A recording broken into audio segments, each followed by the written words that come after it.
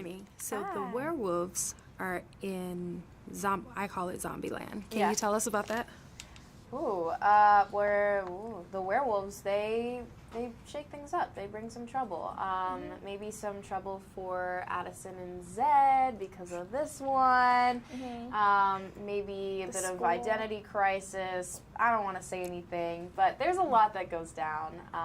The werewolves are really powerful, and they come in with a big bang. So The werewolves bring a really cool and powerful and intense element to the second one, which is really, really cool, completes the movie in a really cool way. And they bring a lot of authenticity, I think, and individuality, and hopefully inspires kids to just embrace who they are and love themselves no matter what and be themselves to the absolute fullest. Very good. And so in the previous discussion, we were talking about diversity and how the werewolves are considered the outsiders just like the zombies. Right. And so could you delve into that a little bit more? I think throughout Zombies 1, there was the issue of non-acceptance, no acceptance, exclusion, the difference between zombies and humans. And now at the end of Zombies 1, the beginning of Zombies 2, they're still trying to find their footing as one group.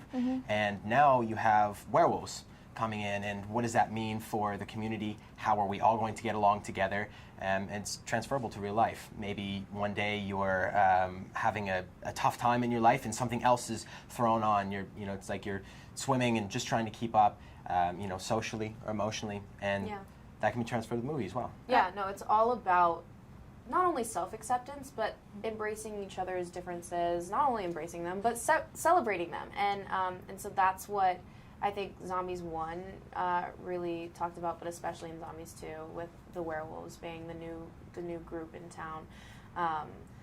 Seabrook kind of has to figure out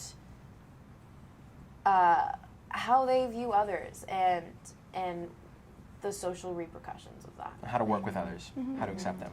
Definitely. I think that's what's special about the Zombies movies is that it's not something that we are just dealing with like as us. Like anybody at any age goes through this kind of thing. And anybody ever, no matter what you're doing, you're going to feel some kind of there's always going to be a situation where you need to learn how to accept other people and also love yourself.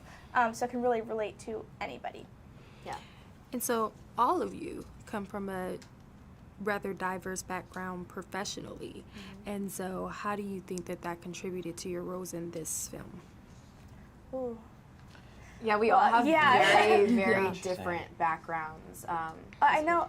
Go ahead. Yeah. No, I know I was nervous because are you talking about like professionally, like Yes. I started on social media. Yes. And I know that sometimes has its own stigma of like, oh, I don't want to, like, I've probably done it to myself, but I know some people think like, oh, like you're not good enough, you're not a real actress, or you're just an influencer, like coming from social media. So I was really nervous coming in, like I didn't know how people would treat me, or if they would view me differently because of where I started. And I was lucky that obviously they didn't. It was absolutely nothing. It was something I created in my head. But it was funny because I almost had to learn how to accept myself and accept my background professionally, and they really helped me with that, learn how to say, okay, this is where I started, and it doesn't matter because we're all here now making this beautiful movie. I remember we had a lot of conversations about that. Yeah. Yeah. I was so scared. My background was not a lot of singing or dancing at all, so this was definitely my first time on this level, or even close to this level, of trying to learn how to dance, learn how to sing at the same time, and act while doing it. It's a talent. And I have a great respect for a lot of the dancers, the professional dancers who helped us, would spend hours with us, working with us, which was quite amazing. Really a cool experience that way. Yeah. For me, professionally, I came from, like, primetime network, like, adult show, me being the youngest of the cast. And so, but it was still, it's an adult demographic. And so switching to Disney is very different. Which I love, and I was so up for the challenge. And me, like, growing up, loving everything Disney, all the DComs, loving all the Disney Channel shows. It was just, like, such an exciting opportunity for me. But it was definitely an adjustment. And, but I think, we've seen the movie, and I think I speak for all of us when we say that. Blew us away. It's absolutely incredible, and people will love it, for sure. So what specifically drew you all to accept this role, these roles, I should say? I'll say for me, it was definitely the challenge that it presented, because I danced growing up. I was dancing like 30 hours a week, so I was so comfortable with that and very excited at that prospect. The singing, not so much, because I can sing, but I was like singing in my shower for like me and my shampoo and conditioner bottles. Like no one else could hear me sing. And so this was like such a crazy concept to wrap my head around, and but I did it, and I'm kind of proud of myself for that. For me, it was definitely the ability to be creative. Yeah. I've always loved having fun. I grew up in Colorado with, hundreds and hundreds of acres of woods behind my house, to be creative and have fun and play. And I didn't lose that with this movie, which was really amazing, to be able to go on set and just create this new character. It was really cool. Very cool. For me, I absolutely adore movies with my whole heart, and I want to direct one day, but one of my dreams is to be able to create a character from create a person that was just totally not me at all. And when I read for Winter, I read her role, and I was like, oh my god, this is the coolest thing ever. I can have so much fun with this, and I can dive deep and really figure out mannerisms and little things that I can do and ways I can use my voice to create this new person that's not real, but she is real to me. And so that was just the cool. And also the singing, the dancing, do all that at once, the challenge. I was so scared, but I think that's why I was so excited. And it was the hardest thing I've ever had to do, but I'm so beyond happy, because it's a huge accomplishment. I feel proud, like you said, we did it. We went through this whole crazy journey, but we did it I think together. whenever you feel like you shouldn't do something because it's so big and it's so scary, you should absolutely go for it. Yeah. And I think that's kind of the case for all of us individually. That's how you know it's right. That's how you know it's should do right. it. Yeah. So I want to talk about the makeup. Oh, yeah. Yes. How was that experience? An experience. 3 hours in the hair and makeup trailer sometimes. It was everything. The body markings, the prosthetics, the teeth, the ears, the hair, and then the makeup, the face makeup, all of that was such a process. And I remember when we first arrived in Toronto, we had 8-hour rehearsal days. And then we would get pulled from those dance rehearsals to go into production office to sit down and do a 4-hour makeup test. It was such a process. Doing the nails, those were acrylic nails that we wore for 3 months. Commitment. My favorite part. He did it. I did do it. But even sitting for 4 hours, and the great thing was you got to work with the crew and the makeup artists and the hairstylists to create who your character is. Right. You got to work with them, and It was so collaborative. being able to create again, which was really cool. Yeah, no, for sure. And I think the coolest thing with this movie for me is that every single element is such an art. The dancing, it wasn't just dance, it was an extension of who we were as a species. And it was the same with the makeup, watching these people work every day and figure out exactly where the lines would go and where the glitter would go and how the tattoo would be put on. My face was really just a blank canvas, and the way they created art was so cool. And with the hair, it was so specific and so detailed because everybody just cares so much about every element, and that's why I think it's going to be so magical. Yeah, it was definitely so cool being on set because every department was so incredibly detail oriented, which I was blown away at that. And I would just like to say that this movie is so the audio visual aesthetic of this movie is so on point. I think it's a cinematic masterpiece. Let me just say, Yes. it's just really cool because the zombies, they're with their green and their burgundy, and the cheerleaders are pink and white, and then the werewolves are deep purple, ochre, this really cool edgy vibe. And so they do a really good job of distinguishing each group individually. Yeah. And so you mentioned the singing and dancing, and then you also mentioned the aesthetics. In what ways do you all feel like that was kind of meshed in a way that only Disney can mesh things?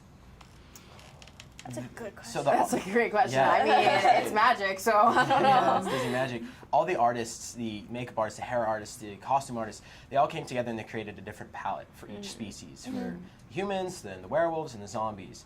To give everybody their, to highlight that everybody is unique, that every species is unique, and once again, you know, as if we were all to come together.